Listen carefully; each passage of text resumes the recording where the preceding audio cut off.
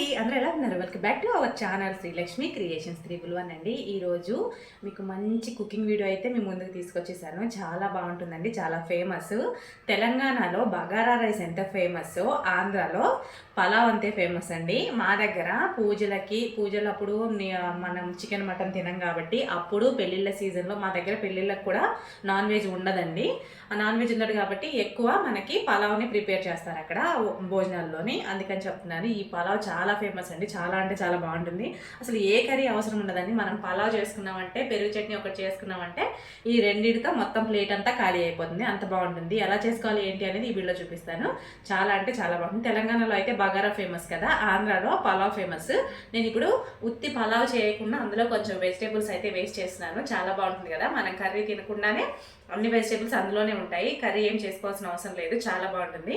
Curry లేకుండా తినలేమని ప్రాబ్లమే లేదండి, అంత బాగుంటుంది. ఇప్పుడు మీరు చూస్తారు కదా ఎలా చేస్తానో, చూసి ఎలా వచ్చిందో కామెంట్ చేయండి.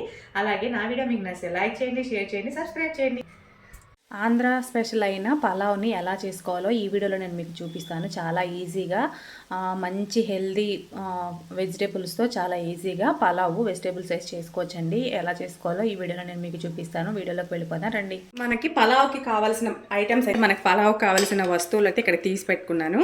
నేను ఇక్కడ పలావ్ కోసము చాలా హెల్త్కి మంచిదైన పచ్చి బఠానీని 1 కప్ వేసుకుంటున్నానండి.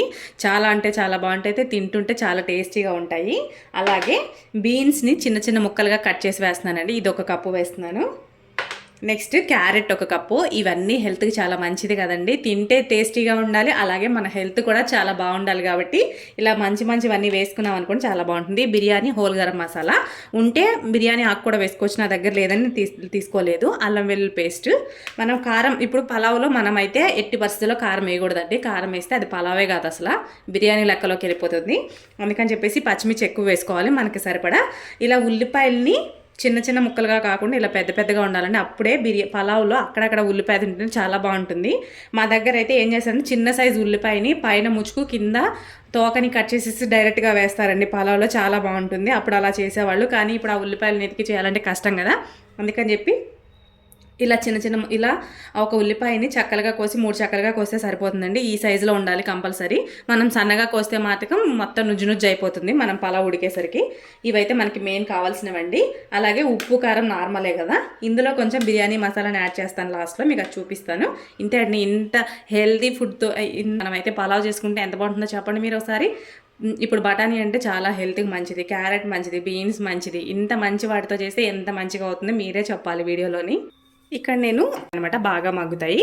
నెక్స్ట్ మనం ఆయిల్ అయితే వేసేసుకుందాం. పిల్లలకి బాక్స్లో పెట్టడానికి అయితే చాలా బాగుంటుంది. పిల్లలు అయితే చాలా ఇష్టపడతారు ఇలా తినడానికి. కమ్మగా తీయగా కొంచెం నెయ్యి వేసుకుంటాం కదా, చాలా అంటే చాలా బాగుంటుంది. అలాగే ఇది మనం ఎప్పుడు టిఫిన్ తిని బోర్ కొట్టింది అనుకోండి, అలాంటి టైంలో కూడా ఇది చేసుకుంటే వేడివేడిగా తింటే సూపర్ ఉంటుంది. మీరే చెప్తారు వారేవా అని. చేసుకుని తినే వాళ్ళు అయితే చెప్తారండి, తెలిసిన వాళ్ళు దాని టేస్ట్.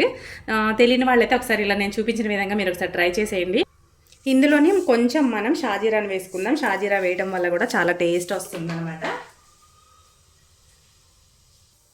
ఇవి లైట్గా వేగిన తర్వాత పచ్చిమిర్చిని వేసుకుని బాగా వేయించుకోవాలండి. ఎందుకంటే ఇందులో ఉన్న కారం అనేది మనకి బిర్యానీకి బాగా పట్టాలంటే ఇందులో ఇత్తనాలు బాగా వేగితే కారం అనేది బయటకు వచ్చి బాగా ఉంటుందన్నమాట. ఇది ఎక్కువసేపు టైం పడుతుందండి, కానీ చాలా బాగుంటుంది. తెలంగాణ సైడ్ ఉన్న వాళ్ళు ఎవరైనా ఉంటే వాళ్ళు ఆంధ్ర సైడ్ వెళ్ళినప్పుడు కంపల్సరీ మనము హోటల్లో దొరుకుతుందండి. పలావ్ బాగా ఫేమస్ కదా, ఎక్కడంటే అక్కడే దొరుకుతుంది. ఒకసారి టేస్ట్ చేయండి, మీకు కూడా తెలుస్తుంది.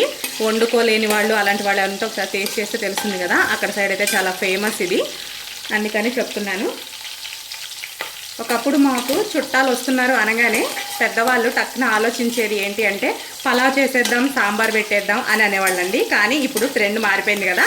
ఇప్పుడు ఎవరైనా వస్తున్నారు అనగానే బిర్యానీ చేసేద్దాం, చికెన్ బిర్యానీ చేసేద్దాము, చికెన్ ఫ్రై, చేపల ఫ్రై అని అనేస్తున్నారు కదా ఎప్పటికప్పుడే. కాకపోతే ఇది ఎప్పుడు చాలా బాగుంటుందండి. అప్పట్లో అలాగా, ఇప్పట్లో ఇలాగ కదా. మా దగ్గర అయితే ఎక్కువ పలావే చేసుకుంటామండి, చాలా ఇష్టంగా తింటారు మా వాళ్ళందరూ. కూరగాయలు ఏమి లేనప్పుడు ఇలా కొంచెంగా ఉంటాయి కదా. ఎప్పుడైనా మనం 2-3 కూరలు ఎక్కువ తెచ్చుకున్నప్పుడు హాఫ్ కేజీ వండుకున్నప్పుడు కూడా మనకి కొన్ని మిగిలిపోతాయి కదా, క్యారెట్లు, బీన్స్ అలా ఉన్నప్పుడు ఇలా చేసేసుకున్నాం అనుకోండి, నోటికి చాలా కమ్మగా ఉంటుంది, తింటే మళ్ళీ తినాలనిపిస్తుంది. మనం ఒకసారి ఇలా ట్రై చేసామనుకోండి, ఒకసారి చేసుకుంటే మళ్ళీ చేసుకోవాలనిపిస్తుంది అనమాట. అంత బాగుంటుంది ఇదైతే. మీరు కూడా ఒకసారి ట్రై చేసేయండి. కానీ కొంచెం మగ్గడానికి టైం పడుతుంది అనమాట మనకి. బీన్స్ని అయితే వేసేద్దాం, సిమ్లో పెట్టి మగ్గించుకోవాలి. ఇవన్నీ పచ్చివి కాబట్టి మనకి బాగా ఉడికితేనే ఇందులో ఫ్లేవర్ అనేది బయటికి వెళ్ళి బాగుంటుంది. క్యారెట్ని కూడా వేసేస్తున్నానండి. ఆనియన్స్ అన్నీ వేసేసుకొని మనం కదుపుకుంటూ మగ్గించుకోవాలి అన్నిటిని దోరగా వేగేలాగా. అలాగే బీన్స్ని కూడా వేసేసుకుందాం. బఠానీనండి, పచ్చి బఠానీ. ఇది హెల్త్కి చాలా మంచిది. పచ్చి బఠానీ ఎన్ని వేసుకున్నా ఏం ప్రాబ్లం ఉండదండి, మనం తినేదాన్ని బట్టి వేసుకోవచ్చు. వెజిటేబుల్ పలావ్ అని చెప్పాను కదా, పలావ్ అంటే ఓన్లీ తాలింపు పెట్టి చేస్తారు మా దగ్గర, ఎందుకంటే దానికి కాంబినేషన్ కర్రీ ఉంటుంది కాబట్టి. ఇక్కడ మనం కర్రీని చేసుకోవట్లేదు కాబట్టి ఇదే మనం టేస్టీగా చేసేసుకున్నాం అనుకోండి, ఇక కర్రీతో పని ఉండదన్నమాట. పెరుగు చట్నీ చేసుకుంటాం కాబట్టి అలాగా దీనికి సరిపోతుంది. పెరుగు చట్నీతో తింటే సూపర్ ఉంటుందండి. అసలు తిన్నవాళ్ళు వారెవ్వా అని అనాల్సిందే, అంత బాగుంటుంది.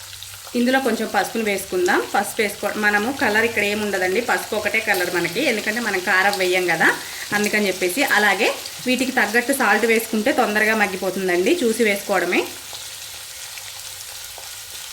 స్టీమ్ రైస్తో చేసుకుంటే చాలా బాగుంటుంది పలావ్ అనేది. ఎందుకు స్టీమ్ రైస్ అంటున్నానంటే, మనం డైలీ వండుకునే రైస్తో అయితే ముక్కలుగా అయిపోతుందండి. పాత బియ్యం అయితే బాగుంటాయి కదా, స్టీమ్ అయితే మనకి పొడుగ్గా చాలా బాగా మగ్గుతుంది కదా, అందుకని చెప్పి స్టీమ్ రైస్తో చేసుకోమని చెప్తున్నాను. ఎప్పుడైనా చేసుకుంటాం కాబట్టి ఒక 1/2 కిలో పెట్టి చేసుకుంటే బెటర్ అని నా ఉద్దేశం. అన్నీ వేసేసుకున్నాం కదండి. ఇప్పుడు మనం అల్లం వెల్లి పేస్ట్ మాత్రం వేయకూడదండి, ఎందుకంటే కింద అంతా అంటుకుపోతుంది అనమాట, మాడిపోతుంది అల్లం వెల్లి పేస్ట్ వేస్తే. ఇవన్నీ మగ్గిపోయిన తర్వాత మాత్రమే మనం అల్లం వెల్లి పేస్ట్ వేసుకోవాలన్నమాట. ఇప్పుడు వేసుకోవద్దండి, ఇవైతే బాగా మగ్గాలి కదా, ఎందుకంటే బఠానీ క్యారెట్ ఇవన్నీ కొంచెం మగ్గితేనే బాగుంటాయి. నూనెలో మగ్గితే ఆ టేస్టే వేరే లెవెల్ అనమాట. తినేటప్పుడు అసలు తగ్గేదే లేదు అనొచ్చు. ఎంత పెట్టుకున్నా మళ్ళీ తినాలనిపించాలి ఏదైనా మనం అనుకుంటే. అలాగే చేసుకోవాలండి. ఇలా ఇప్పుడు నేను చేసిన విధంగా చేయండి, మీరు కూడా అలాగే చెప్తారు కావాలంటే. మేమైతే 2 పూటలు సరిపడా చేస్తానండి. ఇంకా ఇదే టిఫిన్లాగా కూడా చేసేసుకుంటే ఇంకా బెటరు, పని తగ్గుతుంది, మనకి మంచి ఫుడ్ తిన్నట్టు ఉంటుంది. మార్నింగ్ ఇలా తినడం వల్ల కూడా మంచిది, ఎందుకంటే ఇందులో అన్నీ మంచి అని చెప్పి అంటున్నాను. వీటిని ఒకసారి కదుపుకొని మనమైతే సిమ్లో పెట్టేసుకొని మగ్గించుకుందామండి. ఆలుగడ్డ కూడా వేసుకోవచ్చు ఇందులోని, బాగుంటుంది. నేను ఆలుగడ్డ వేయడం మర్చిపోయాను, అంటే కంగారుగా చేయడం వల్ల ఆలుగడ్డ వేయడం అయితే మర్చిపోయాను. వేసుకోవచ్చండి, ఆలుగడ్డ కూడా తొందరగానే మగ్గిపోతుంది. అది కూడా వేస్తాను ఈ లోపల కట్ చేసి. మూత అయితే పెట్టేసుకొని ఇప్పుడైతే ఆలుగడ్డని కట్ చేశానండి, ఇవి కూడా వేసేస్తాను. చిన్న చిన్న ముక్కలుగా కట్ చేసుకున్నాను. ఆలుగడ్డ ఎలా అయినా మనకి బంగాళదుంప ఎలా అయినా తొందరగా మగ్గిపోతుంది కదా. పిల్లలు వచ్చేస్తారని తొందరగా చేయడం వల్ల మర్చిపోయానండి, దాన్నే వీడియోగా అయితే చేస్తున్నాను. ఈరోజైతే నేను బిర్యానీ ఇది పలావ్ చేస్తున్నానండి. పిల్లలకి చాలా ఇష్టం, నాకు కూడా చాలా ఇష్టం అండి. ఇది మా ఇంట్లో అందరూ బాగా తింటారనమాట, ఇష్టంగా తింటారు ఇది.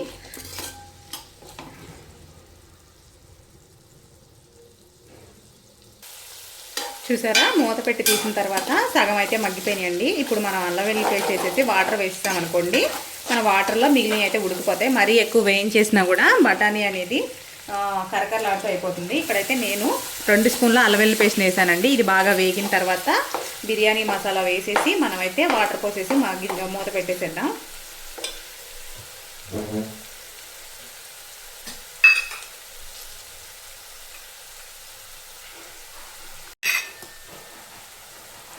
ఇది నేను ఇంట్లో తయారు చేసుకున్న బిర్యానీ మసాలా, చాలా బాగుంటుంది. కొంచెం వేసుకుంటే దీని ఫ్లేవర్ అనేది బాగా తెలుస్తుంది అనమాట, ఘాటు సరిపోతుంది మనకి.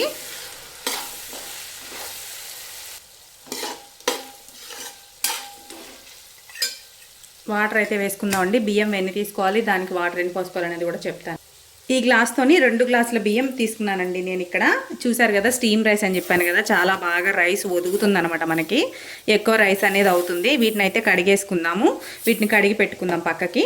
అందులో అయితే వాటర్ పోసుకోవాలి కదా, అందుకని ముందు చూపిస్తున్నాను. ఈ గ్లాస్కి ఇప్పుడు నేను తీసుకున్న ఈ బియ్యానికి 1 గ్లాస్కి 4 గ్లాసులు వాటర్ అయితే పడతాయండి.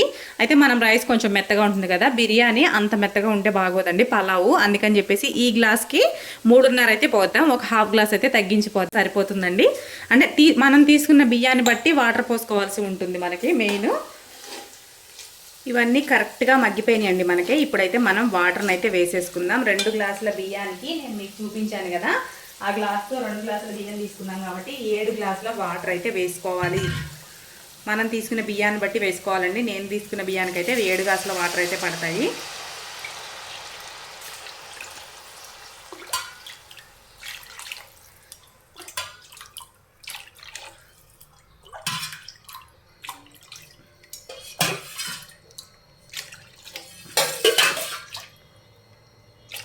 ఇక్కడైతే నేను 7 గ్లాసుల వాటర్ని అయితే యాడ్ చేసేసానండి. మనం ఇప్పుడు వాటర్ మరిగినప్పుడు ఒకసారి ఉప్పుని చెక్ చేసుకుందాం. చెక్ చేసుకొని సరిపోతుందండి, లేకపోతే కొంచెం అయితే వేసుకుందాం. ఇది ఎల్లో కలర్లో కనిపిస్తుంది కదా, ఎందుకు అంటే మనం పసుపు వేసుకున్నాం కదా, అందుకని చెప్పేసి ఎల్లో కలర్లో కనిపిస్తుంది. ఇందులో మనం కారం వేయం కదండి పలావ్లోని. ఉప్పుని చెక్ చేశానండి, సరిపోలేదు. ఇప్పుడైతే వేసుకుందాం. ఇప్పుడు వేసుకోకపోతే రైస్కి అనేది వాటర్ పట్టుకోదండి, ఇప్పుడే వేసుకోవాలి. ఒకసారి కలుపుకొని మూత పెట్టేసుకుందామండి. బియ్యాన్ని అయితే కడిగి పక్కన పెట్టుకుందాం. అప్పటి వరకు పెట్టేసుకొని సైడ్కి మరిగించుకుందాం. హైలో పెట్టి మరిగించాలి వాటర్ని, ఎందుకంటే ఉన్న అన్నీ మగ్గాలి. ఇప్పుడు మూత తీసి చూద్దాం. వాటర్ అయితే ఇలా మసులుతున్నాయి కదండి, అప్పుడైతే మనం బియ్యాన్ని వేసుకోవాలి. బియ్యాన్ని కడిగేసుకొని వేసేసుకోవాలండి. మనం ఇక్కడ 2 గ్లాసులు రైస్ అయితే తీసుకున్నాం కదా, ఇప్పుడు ఒక 5 నిమిషాలు మళ్ళీ దగ్గరగా వాటర్ వచ్చే వరకు హైలోనే ఉంచుకోవాలండి. తర్వాత మాత్రమే సిమ్లో పెట్టుకోవాలి. అది కూడా మీకు చూపిస్తాను నేను ఈ వీడియోలో. చాలా బాగుంటుందండి, తినే కొద్దీ మళ్ళీ తినాలనిపిస్తుంది. ఎవరికైనా సరే ఒక్కసారి ట్రై చేయండి, ఎలా వచ్చిందో తెలుస్తుంది కదా, మీకు కూడా బాగుంటుందా లేదా అనేది కూడా అర్థమవుతుంది కదా. ఆంధ్ర స్పెషల్ అంటే కంపల్సరీ ట్రై చేయాల్సిందే. ఇప్పుడు మనం ఒకసారి ఎప్పుడైనా సరే ఇలా ఉన్నప్పుడు మాత్రమే మనము చెక్ చేసుకోవాలన్నమాట. అంటే ఉప్పుని కానీ కారాన్ని కానీ చెక్ చేసుకోవాలి.